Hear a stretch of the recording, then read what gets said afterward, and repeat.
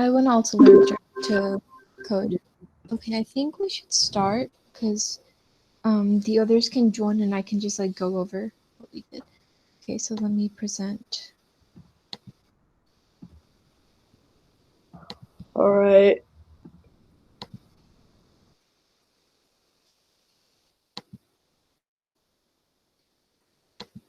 Hold on 1 second. Okay, can you see the screen? Yeah, I can see it. Okay, so I believe you left off slide 20, like this part. You went over this last class. Yeah, I think we ended at this part. Okay, did you finish 70? This one? 70? Like, did you finish learning identifying pairs of angles? I don't actually remember that much. Wait, can you go back a little bit? Yeah, we were at this part. Yeah, we were at this part. Parallel postulate, just at Okay, this did you point. want me to go over this again, or do you want to Yeah, go. Okay, I'll go over this again. Okay, so identifying parallel and perpendicular lines. Yeah. Postulates. So the parallel postulate is if there's a line and a point not on the line, then there is exactly one line through the point parallel to the given line. So Mhm. there's exactly one line through P parallel to L. So these two lines are parallel. Yeah. Perpendicular postulate. If there is a line and a point not on the line, then there is exactly one line through the point perpendicular to given to the line.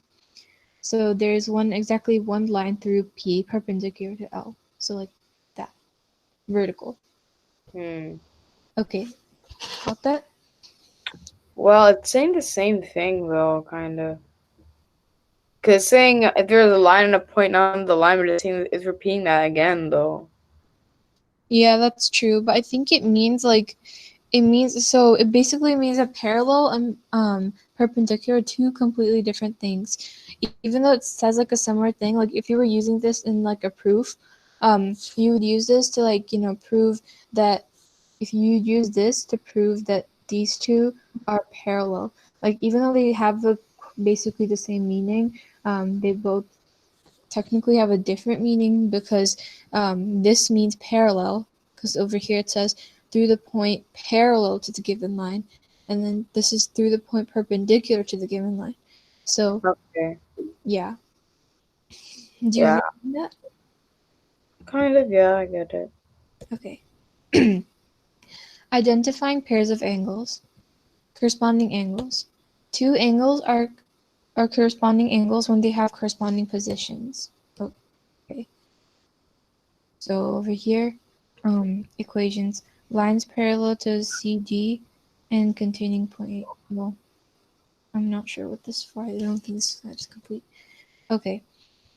Wait, so do you understand what corresponding angles are?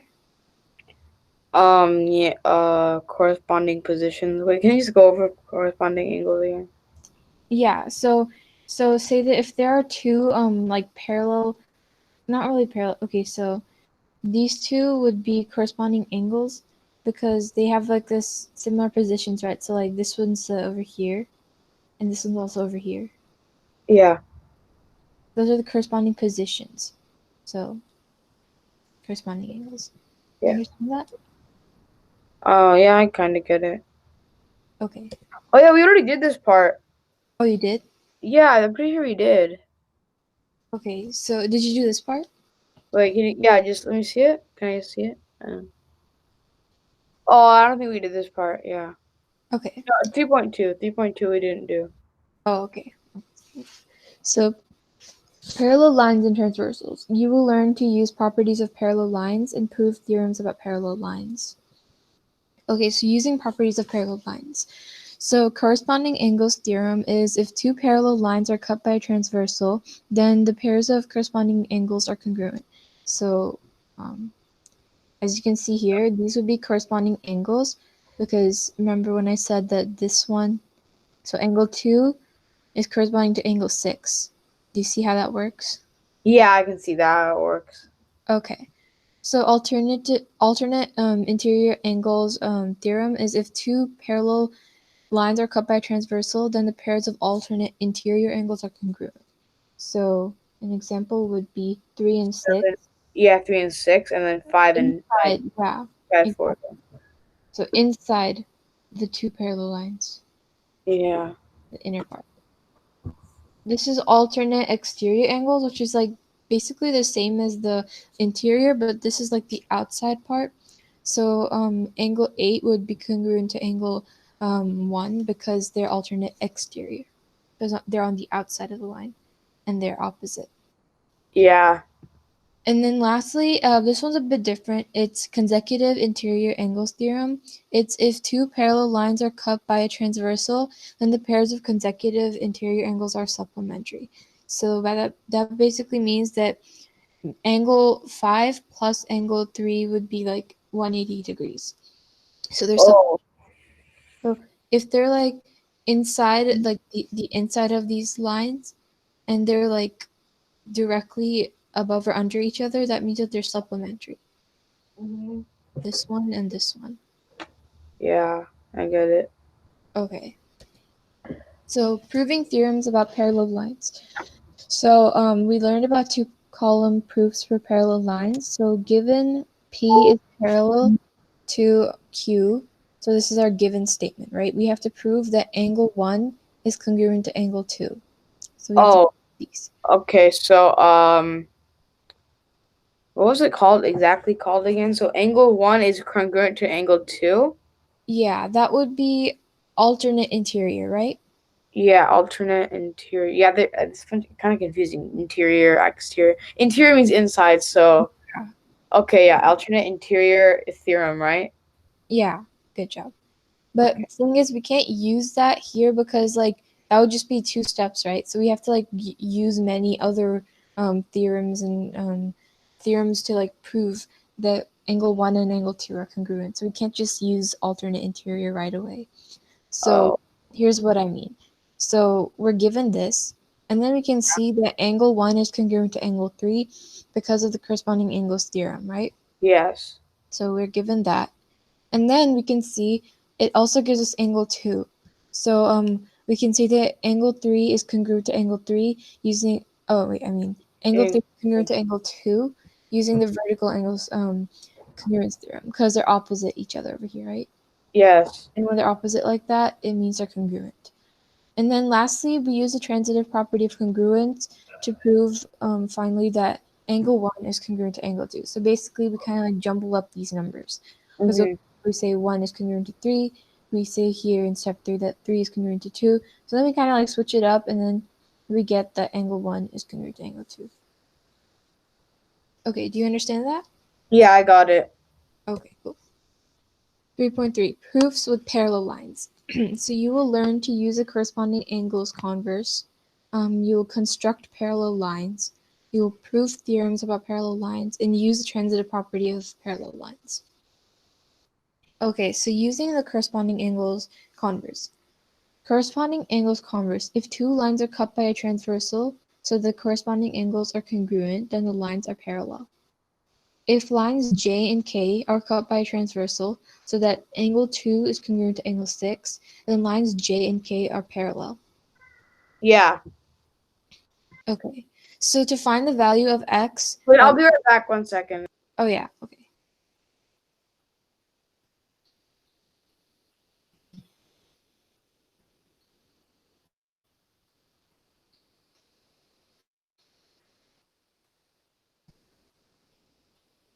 Okay, I'm back. Okay, cool. Okay, so what was it? So so if we want to find the value of x so that it makes line M and N parallel, we would equate these together. So it would be 3x plus 5 equals 65. And you see where it works, right? And you see where that works, right? When 3x plus 5 X is equal to plus. 65. Wait, so lines J and K are cut.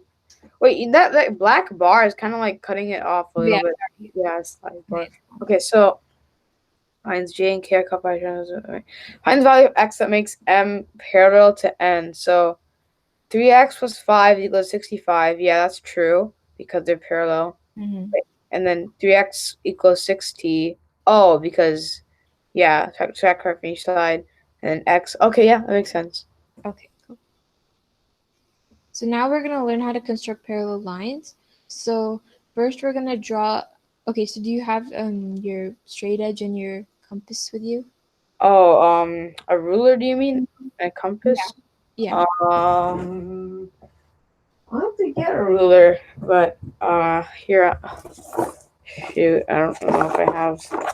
Okay, it's fine. I could just teach this to you and you could try it when you find it. Okay. No, I think I can find one. It's downstairs somewhere. I'll be right. I can be back soon. Okay.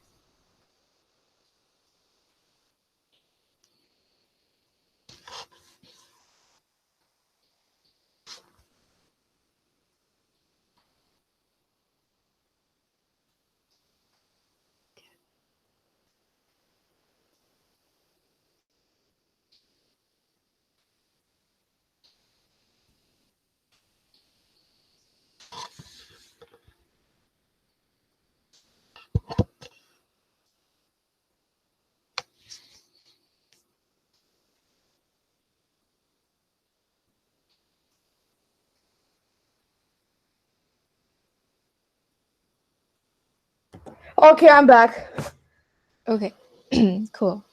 So first we're gonna start with like a basic line. Oh, Make it as long pencil. as you want. So basic line. Okay, let me get my pen. Okay, wait. Okay, yeah, got it. Yeah. And then you could draw a point anywhere like on top of or bottom of the line. Just make sure So not I to. draw. I draw a point P and then draw a line M. Yeah, it doesn't matter like as long as it's relatively above or below the line. Okay. Okay.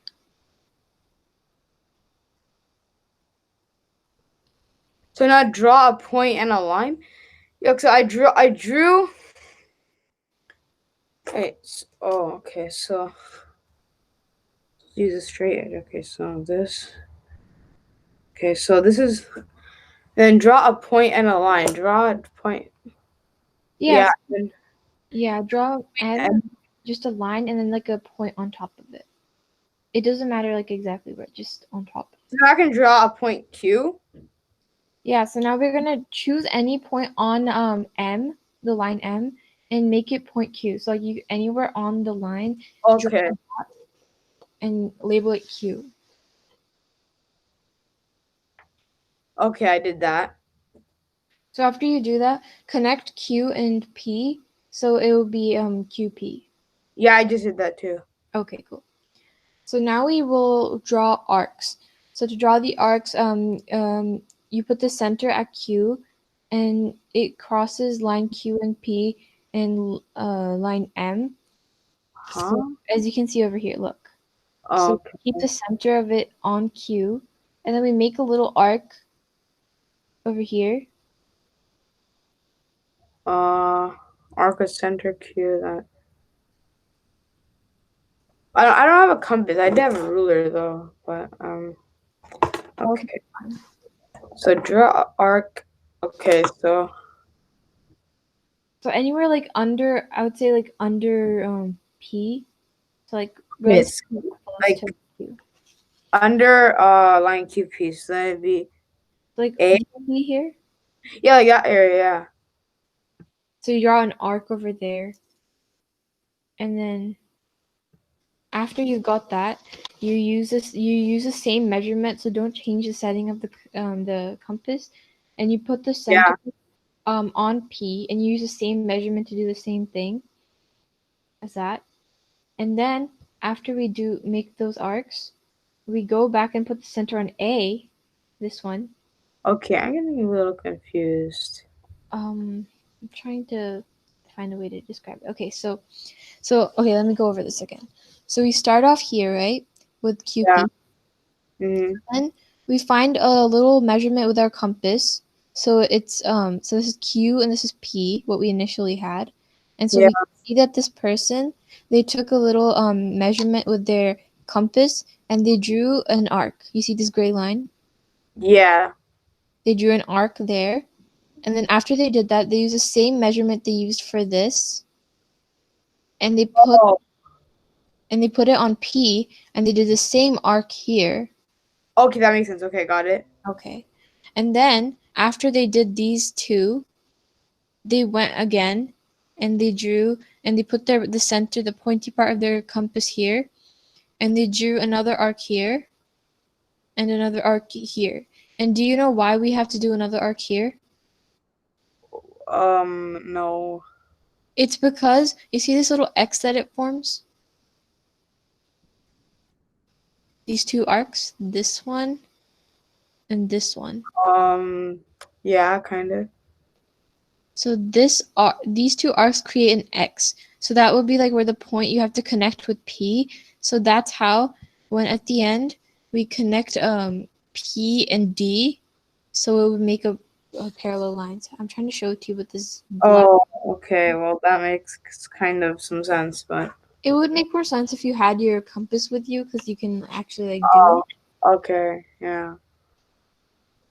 But here, as you can see in the last. Oh, I think I kind of get it. So you're making a parallel. You're constructing a parallel line. So reading all the instructions, it looks like so first you make a point P, then M, then you make a point in a line PQ, and then you make arcs so you can make so that's like the foundation for your the Yeah, line, right? So yeah, that's the arcs, and then you draw a parallel line on point P that's like lands on point D also. yeah, exactly. Okay, that makes some sense. Yeah. Okay, that's good. Yeah, just go ahead and like try this once you find it, like if you remember. And you can also find this on Google, like still the directions if you forget. Okay, yeah. But yeah, that's how you construct parallel lines. Okay, so now we're going to learn about proving theorems for parallel lines. So this time it's kind of flipped. We're given that angle 4 is congruent to angle 5, but we have to prove that that line G is parallel to line H. Last time we were given that the lines were parallel and we had to prove the angles congruent, but this time it's flipped. So we're given with angle 4 is congruent to angle 5, then we can see that angle 1 is congruent to angle 4 because of the vertical angles congruence theorem, right? Yeah. And then we see that angle 1 is congruent to angle 5 because of the transitive property of congruence. And I mean, you can say that this is corresponding, but technically it would be transitive because as you can see here, we have three numbers, 1, 4, and 5. And we've already equated these together, right? So we wouldn't really have a need to use another theorem like. So, given 4 is congruent to 5, prove that G is parallel to H. Yeah. So, how do we. Oh, okay, so given. Okay. So, given, yeah, so it's already telling us that 4 is congruent to 5. So Mm-hmm. now we know that 1 is congruent to 4 because of vertical angles congruence theorem, and then 1 is also equal to 5, or like, congruent. Mm-hmm. And because of that, the corresponding angle's converse makes it so G is parallel to H. Yeah. So we can always so when we whenever so we know that this is corresponding angles and we could have used that here, but we first have to show that they're all congruent, right? We have to show that Yeah. they're congruent. That's why we have to do transitive property first because if you jumble these numbers, we can see that angle 1 is congruent to angle 5. So then we end up using corresponding angles converse at the end because this is corresponding angles converse. So that would prove that line G is parallel to line H. Yeah. Okay, do you understand that? Yeah. Okay. Okay, so 3.4 proofs with perpendicular lines. So what you'll learn to find the distance from a point to a line, construct a perpendicular lines, prove theorems about perpendicular lines. So this is distance formula. So finding distance from a point to a line. The distance from a point to a line is the length of the perpendicular segment from the point to the line. So this would be the distance from a point to the line that you'd have to find. Yeah. We call the distance formula. So do you remember what the distance formula is? Wait, what? Is this formula? Yeah, do you know what the formula is to find this segment, like the perpendicular segment? I don't think so. Okay, so it's d, so distance equals, and then like the root. Oh my god, this thing keeps coming. So the root symbol, and then x1 minus x2. So Oh, that, yeah, yeah, I remember that. I okay. I don't remember it being called distance though.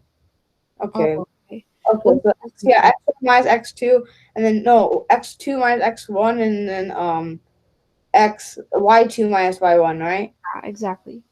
So as you can see, it's over here. This is x2. So we Yeah, -3 minus negative minus 1, yeah, and then plus, and then 3 minus -1. And they put a parentheses here because negative and negative makes yeah, positive, right? So then mhm, over here they simplify it. yeah. It's -4 squared plus 4 squared. And then it's root 32, which is we can approximate to 5.7. So the distance would be 5.7 approximately. Hmm. Okay, do you understand that? Yeah, I got it. Okay. Constructing perpendicular lines. So here we're going to learn about how to create perfect perpendicular lines. And you're going to also need a compass for this, but if you don't have one, it's fine. You can just watch and kind of review it, I guess. So first we draw an arc. So first we draw a line, AB, and a point on top of it. Yeah. So the first step would be to place the compass at point P, and then you draw an arc that intersects the line twice. So you kind of curve it. So as you can see, it makes two intersections right here, one here and one here, A and B. So yeah, we label these intersections A and B. I Then kind of get it. Yeah, I kind of get it. I got it. okay, yeah. So we go here. Yeah, it makes sense. It's like parallel constructing parallel lines, but just a little bit different. Yeah. Okay, so we can move on. Yeah, I got it. Okay. So now we're going to learn about equations of parallel and perpendicular lines. So you will learn to identify parallel and perpendicular lines. You'll learn to write equations of parallel and perpendicular lines and use slope to find the distance from a point to a line. Okay, so identifying parallel and perpendicular lines. Slopes of parallel lines. In a coordinate plane, two distinct non-vertical lines are parallel if and only if they have the same slope. So in a Yeah. coordinate, okay. Slopes of perpendicular lines. In a coordinate plane, two non-vertical lines are perpendicular if and only if the product of their slopes is -1. So Hmm. Yeah, I got it. Kind of. horizontal lines are perpendicular to vertical lines. So that's slopes. Yeah, that makes sense. Yeah. Negative reciprocal. Split this phrase into two words, negative and reciprocal. Infer what a negative reciprocal is based on your knowledge of the words on their own. So what do you think? A negative reciprocal. So, um, well, a reciprocal is upside down of the fraction. It's like a opposite, like 5775. So Yeah. that'd be negative. So you multiply the reciprocal of a fraction by like -1, maybe. Okay, so let's see what it actually means. Oh, Negative reciprocal is very useful when determining the slope of a line perpendicular to given line. So basically, you're pretty much right. Um, a negative reciprocal is exactly what it sounds like. The reciprocal or upside down of a fraction multiplied by negative. well, yeah, I guess I was right. Okay, yeah, good job. Okay, so identifying parallel and perpendicular lines. So let's find the negative reciprocal of the slope of this line. So, oops. Okay. So the slope, so m is 2 okay, hold on. So let's see what the slope is. So it's uh, Oh, the slope is slope. 4/3. Yeah, 4/3. Yes, 4. So 3 over and then 4 Yeah, up. 4/3. Yeah, it's 4/3. So then Yeah, you're taking the negative reciprocal. So that'd be -3/4. Oh, okay. Yeah, negative reciprocal, -3/4. Mm-hmm. Yes. That would be the other way. So instead of going from that way to that way, it'd be Yeah.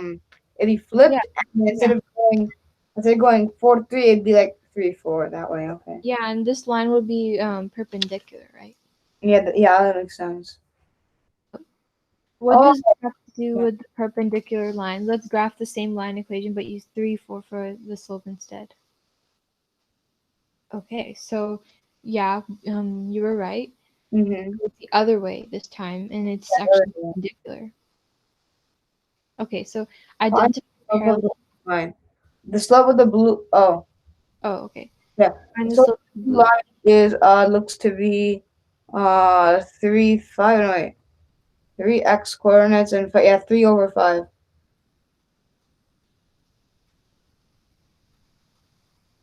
Oh no, yeah, 3/4, right? Or It kind of goes off the graph a bit. Oh, hold on. it looks like 3/4. Yeah, no, it's 4 over 3, right? Because rise over run. Wait. Uh, 2, oh 3, yeah, rise over run. That's right, rise over run. 4 over 3. Yeah, Okay, so rise over run. Okay. So 4 3, and then the negative reciprocal of 4 3 would be a negative 3/4. yeah. So what does this have to do with parallel lines? Let's take another look at the slopes of parallel lines theorem. The slopes of parallel lines. In a coordinate plane, two distinct non-vertical lines are parallel if and only if they have the same slope. So two lines can only be parallel if they have the same slope. So Yeah. was this the same as this one, the same slope? No, it's not the same slope. Actually, I think it was. Wait, it was? Oh, This is actually, 4 over 3, and this is also 4 over 3, right? oh, yeah, it is. Yeah, I just looked like it was different. Yeah, you're right. It was. Yeah. So that means that these two are parallel because they have the same slope. Yeah. Writing equations of lines. So writing equations of parallel lines. Um, write an equation of the line passing through the point -1, 1 that is parallel to line y equals 2x minus 3. So, okay, passing to the point. Yeah, Yeah. of the line passing through. So y would equal 1 because over here this is the value, and it equals -1 times 2 because plus b. So 1 equals to -2 plus b, and then you add 2 on this side, so it'll be 3 equals b. So that's the value of this. So this would be the parallel line. Yeah. And notice that like even though this is negative and this is positive, Yeah. it wouldn't really like make a difference. Like it would still be parallel because the slopes are still the same. Mm. Okay, so over here, we have to write an equation of the line passing through the point -1 and 1 that is perpendicular to the line, y equals 2x minus 3. So this is a slope-intercept form, y equals 2x minus 3. Um, so we do y equals -1 over 2x. The negative reciprocal, right? Yeah, yeah, so that would be the negative reciprocal. Wait, Minus, parallel. Wait. So negative reciprocal for perpendicular lines. For parallel lines, is just like it just has to be as long as it's like +1, like -1, right? yeah, Okay. Yeah. as long as you end up with the same slope. Yeah, as long as you end up with the same slope, that's right. But then, if you end up with the same slope, not exactly because you can also end up with the same slope and the same x coordinate. I know, like the same y coordinate. So that means it would be the same line. It wouldn't be parallel. Yeah, usually the y Yeah, intercept has to be the different. y-intercept and the slope should be different. That's all it needs. No, the slope should be the same, and the y-intercept has to be different, Yeah, right? yeah, exactly. Yeah, so over here, they multiply by -1 because of this point, plus b. Yeah. Wait, what was that sound? That So, means, oh, there's another person. It doesn't look like it. It's still three people. Someone just. Oh, Oh, okay. Ayush came. Hello. Sorry about that. It's fine. We're already into our lesson. So you can just hop in and I We can. could go back a little bit for him. Okay. Okay, that's fixed. Okay, so let's go back to where I think we went. Um, We it was like line, it's like slide 70, right? this one, right? Yeah, line 70 is where we left off. Okay. So this is where we started. Um, Mm-hmm. so identifying pairs of angles. The corresponding angles, there are two angles that are corresponding angles. They have corresponding positions. So 2 and 6 here have corresponding positions. Okay. Okay. Parallel lines and transversals. So you will learn to use properties of parallel lines, prove theorems about parallel lines. Okay. Okay, so using properties of parallel lines. So first, there's the corresponding angles theorem. So if two parallel lines are cut by a transversal, then the pairs of corresponding angles are congruent. So here's an example. These are corresponding angles, 2 and 6. They're corresponding Okay. because they have a similar placement. And then there's alternate interior angles theorem. So if two parallel lines are cut by a transversal, then the pairs of alternate interior angles are congruent.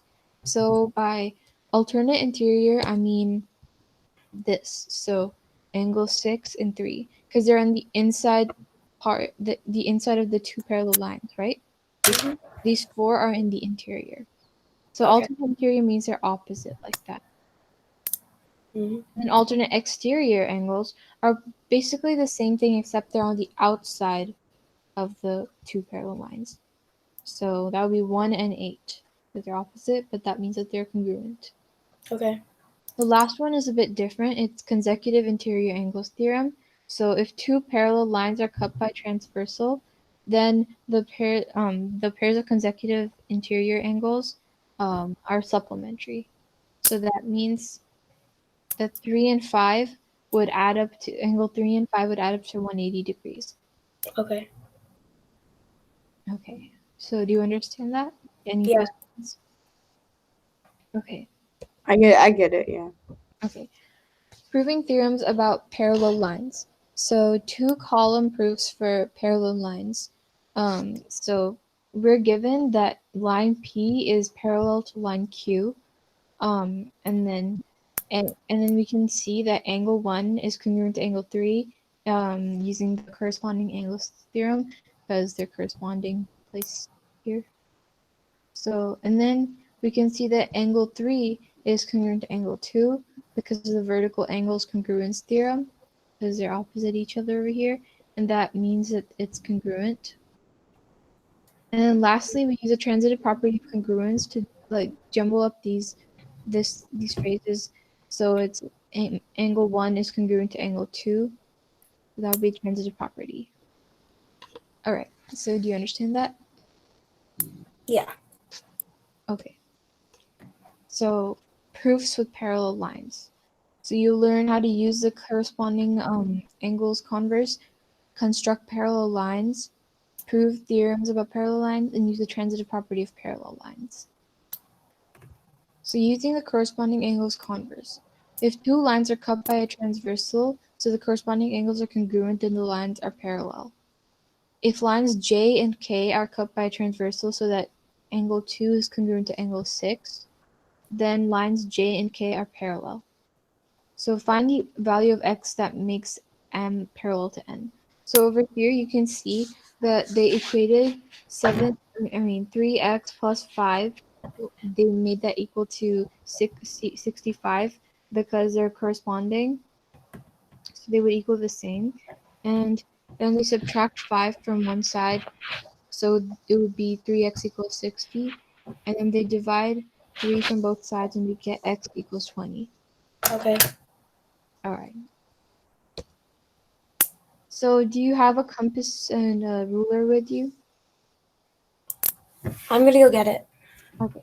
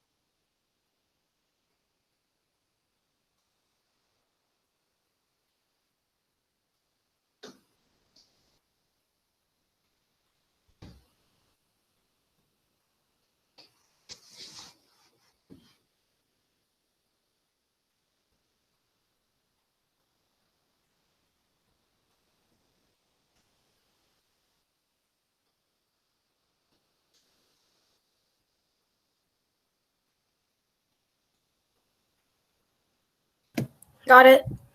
Okay, cool. So we can start, and so first we draw. I'll be back in like 10 minutes. I gotta go to the bathroom and do some other stuff. Sure.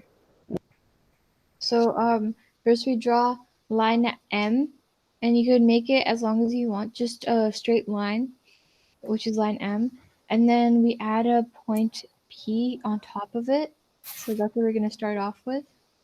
So go ahead and do that, and let me know when you're done.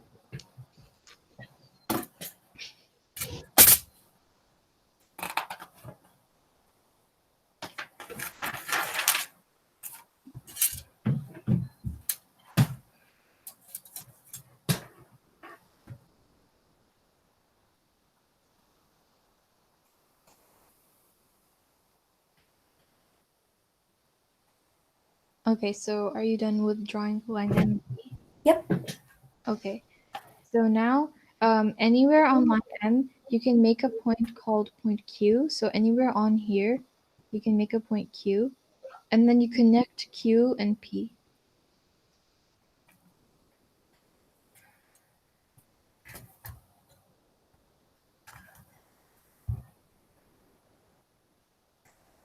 Done.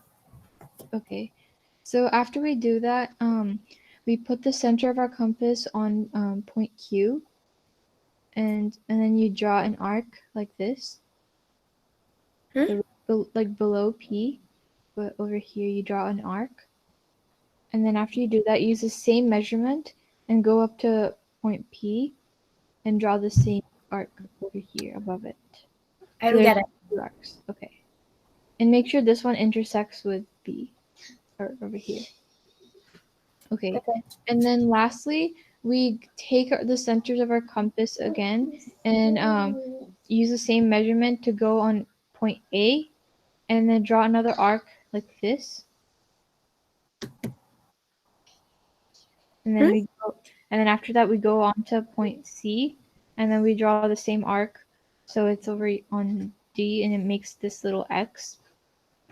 And then lastly, we connect P and D, so it makes a straight line that's perfectly parallel to line M. So do you get that? That's my hand inside. It's my bone. Almost.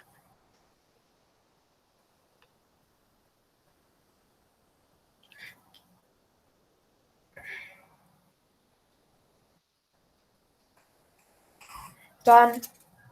Okay. So do you understand how to draw a parallel line? Yeah. Okay. So now we have to prove theorems for parallel lines. So here it's flipped than what we learned last time. Here it's given that angle 4 is congruent to angle 5, and now we have to prove that G is parallel to H. But initially we were given that the lines were parallel, but we had to prove that the angles were congruent, but this time it's flipped.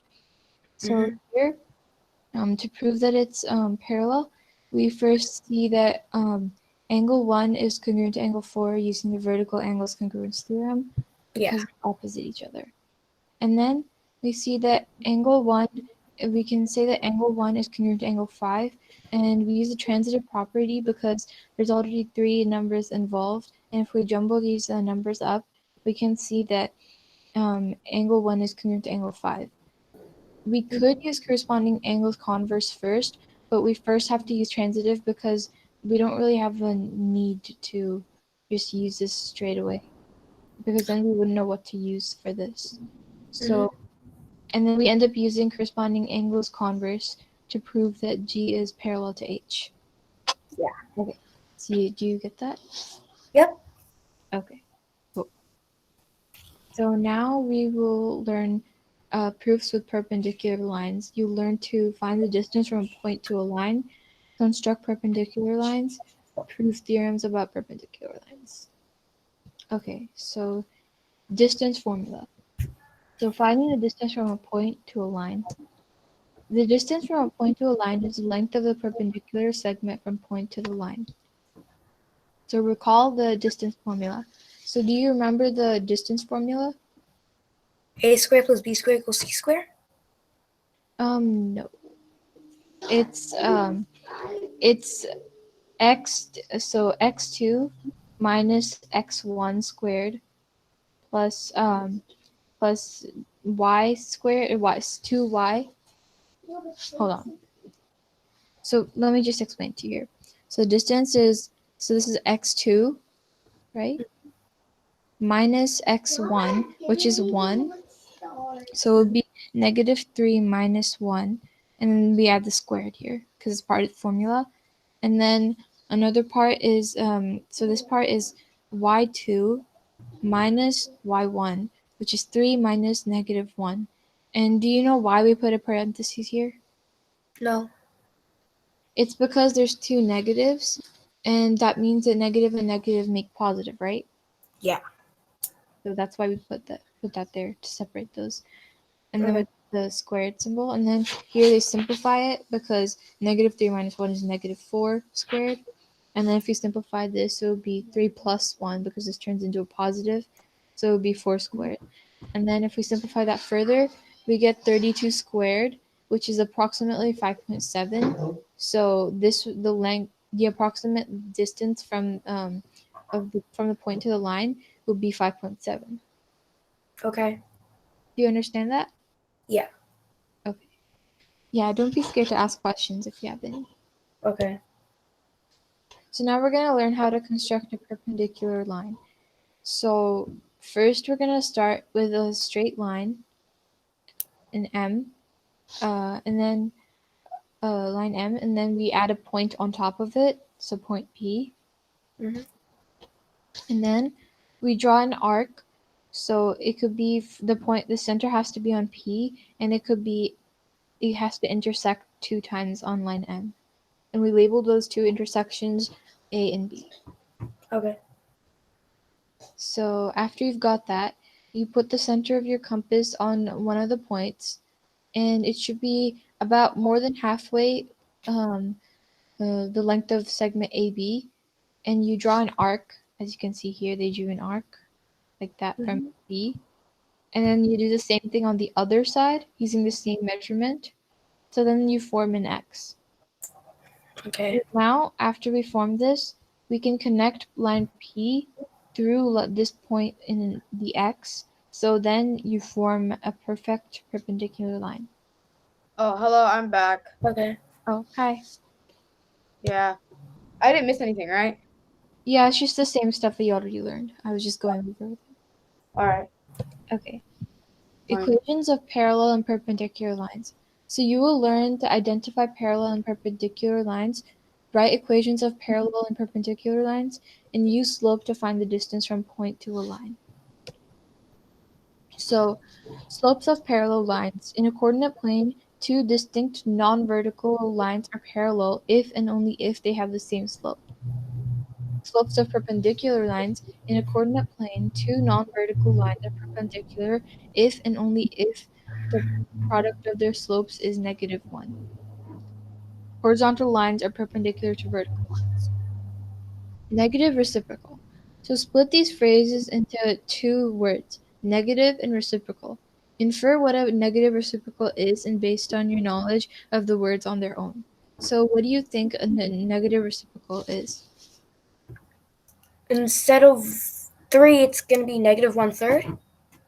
Yeah, exactly. That's perfect. So a negative reciprocal is very useful when determining the slope of a line perpendicular to a given line. A negative reciprocal is exactly what it sounds like. The reciprocal or upside down of a fraction is multiplied by -1. So yeah, good job. Um, so now we're going to identify parallel and perpendicular lines. So let's find the negative reciprocal of the slope of this line. So first, what do you think the slope of this line is?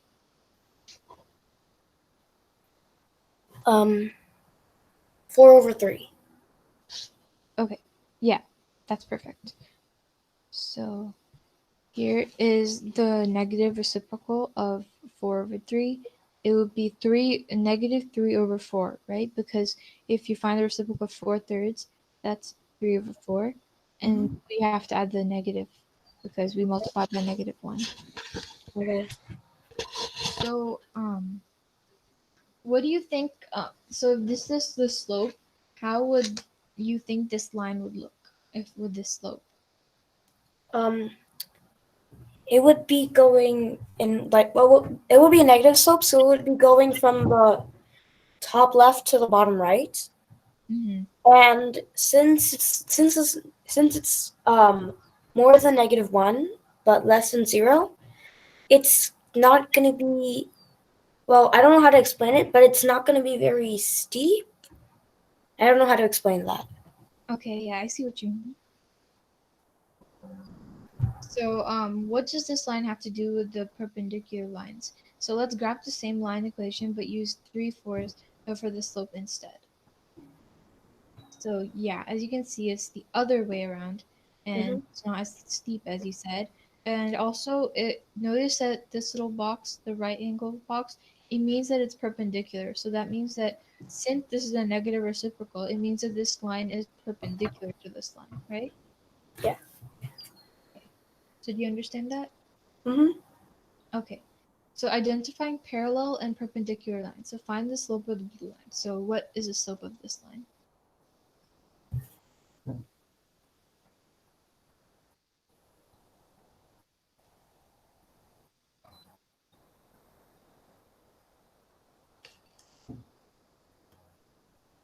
I'm coming. Hello? I can't tell because, oh wait, no, wait. 4/3. Yeah, good job. Yeah. So yeah, you're right. It's 4/3. Why are And what does this have to do with parallel lines? Let's take another look at the slopes of parallel lines theorem. So in a coordinate plane, two distinct non-vertical lines are parallel if and only if they have the same slope. So let's take a look at this red line. So what is the slope for this line? 4/3. So it's the same, right? Yeah. So according to the slopes of parallel lines, this means that these two lines are parallel because they have the same slope. Mm-hmm. Okay, writing equations of lines. So for writing equations of parallel lines, write an equation of the line passing through the point -1, 1 that is parallel to the line y equals 2x minus 3. So here, so y equals mx plus b is a slope-intercept form. So in this case, 1 is y, so 1 equals, and then -1 times 2, because this is the slope here, plus b, because we're trying to find the y-intercept for this because we know the slope is going to be the same. So over here, it's 1 equals -2 plus b, and then we add 3 on both, so we add 2 on both sides, so it'd be 3 here, so 2 plus 1, and then so 3 is b. So y would equal 2x plus 3 because that's what we found out to be the value of the y-intercept. Okay. So as you can see, the value is still the same for the slope, but the y-intercept is different. So do you think a different y-intercept would affect anything, like make it not parallel? No. Exactly. And Yeah. in fact, if everything was the same, it would just be the same line. It wouldn't be two parallel lines, right? Yeah. Okay, yeah, good. So writing equations of perpendicular lines. So write an equation of the line passing through the point -1, 1 that is perpendicular to the line y, 2x, y equals 2x minus 3. So y equals 2x minus 3. So y equals, and we find the negative reciprocal of this, which would be -1/2 x equals, minus 3. And then we put 1 here because this is the y. And then we multiply by -1 here. So we get 1 equals half plus b. And then we isolate the b, and then we get b equals -1/2. So then we get y equals -1/2 x minus 1/2. So that would be the perpendicular line for this line. Okay. Okay, so do you understand that? Yeah.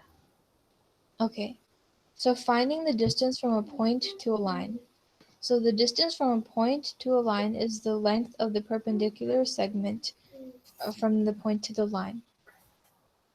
So find the distance from point 1, 0 to the line y equals -x plus 3. To find the distance from a point to a line, you have to find the equation for a line that is perpendicular to the given line and passes through the given point. I don't get it. Okay, so basically we have to find the perpendicular line for this that will go through this point. Because our main goal is to find the distance, this distance. Okay. So the distance from this point to this line, which would be like this. Y equals x minus 1?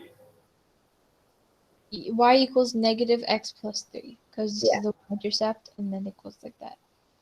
So the perpendicular line would be y equals x plus 1? Yeah. Hold on. Okay.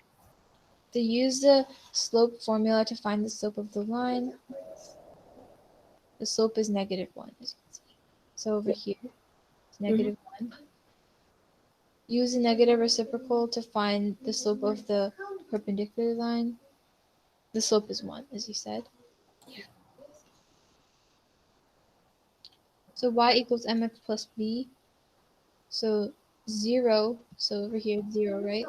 0 equals 1 times 1, so, because we got that the slope is 1. And then we multiply by 1 because over here the x-coordinate is 1 plus b. So that would be 0 equals 1 plus b. And then b would equal -1 because we subtract 1 from here. And we get b equals -1. So Okay. that's the y-intercept. So then it would be y equals -x plus 3. Y equals x minus 1. Okay. So 2, 1. And that's the line. Okay. That's where it intersects. And yeah. So do you understand that, guys? Yeah. Okay. Oh yeah, so to find, oh yeah, we're not completely done. We just found this, but we have to find the distance over here. So to find the distance between, so now we know this point, right? So now it'll be easier for us to find the distance between these 2 points, 2, 1, and 1, 0. So to find the distance between 1, 0 and 2, 1, you remember the distance formula. So it's 1 squared, so x squared. So it'll be 1 squared plus 1 squared. Hold on. I feel like this is a typo because the y over here is, the x is 2. Oh, okay. Okay, I got it. So 1. So 1 squared plus 1 squared, which equals to 2. Oh, hold on. This black bar keeps coming. Okay. So, and then we find the square root of that, and then it just stays root 2 because there is no root to 2, right? Mhm. So the distance would be root 2 Okay. of this. Do you understand that? Yeah. Okay. I think the class is about to end, so I don't really want to start a new chapter. So I think we should stop here. All right, then bye, I guess. Okay, so did you guys understand everything? Like, do you want to go over anything? Yeah, I understood it. Same. I can exit and then I can ask you guys, I can show you which ones if you want to go over anything.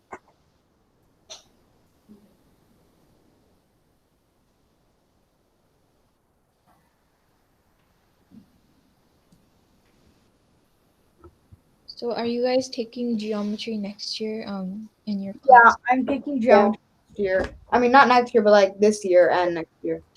Oh, okay. That's cool. Yeah. And you guys said you were in going into 8th grade? Yeah, I'm going to 8th grade. Oh, I'm that's going into 9th grade math. oh nice. That's really cool. You guys are doing it early. It's nice. 9th grade math? What does that mean? Basically, there's like an acceleration program in my school. Oh yeah, that's like basic. We also have that too. I'm in the I'm 2 stages up. Nice. That's cool because usually you learn geometry in sophomore year of high school. So Oh if you're really? in 8th grade, then that's really good. Yeah, I also have a friend that is 2 stages up. He's learning geometry. He learned geometry in 7th grade. Wow. Oh wow, that's Yeah. really cool. He's 1 stage above me. That's Yeah. cool. I was actually gonna learn geometry in 7th grade, but I took a test and I was 2 points short of it, so didn't go up. But I think it was for the best though. The Yeah, yeah. it's fine. It's good to go in your own pace. Like you can accelerate, but go as much as you can because like if you go too high, like you might get stressed and like do as much as you can. Yeah. It's better to get like A pluses on like something that you can do rather than like get like struggle in a class that's a bit hard for you. True. Yeah.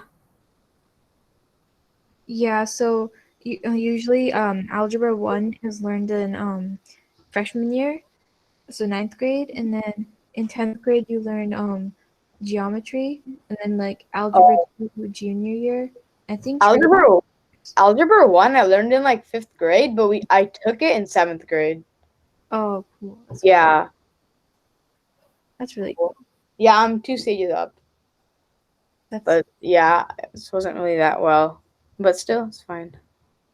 yeah. Personally, like some people take like a bunch of deep high and everything, and I don't I feel like algebra shouldn't be taken for deep high because it's a bit like it's a really it has lots of topic in it that can't just be like finished in. Algebra isn't really like algebra 1. I don't think it's that complicated or that hard. Sometimes I can. It's not about hard, I guess. I think it's about like the content, like the amount of content. Oh yeah, Which the content. I think around the end of algebra 1 is where it gets confusing, but in the beginning and the kind of the middle, it seems not that hard, in my opinion. yeah, it's pretty easy. I feel like my favorite personally was geometry because I don't know, I had lots of fun doing it. But I don't Geometry. I like algebra. I like the slope. I like slopes. I like slopes in algebra. That was nice. oh yeah, those are fun. Mhm. Okay, so it looks like the time is up. I hope you guys learned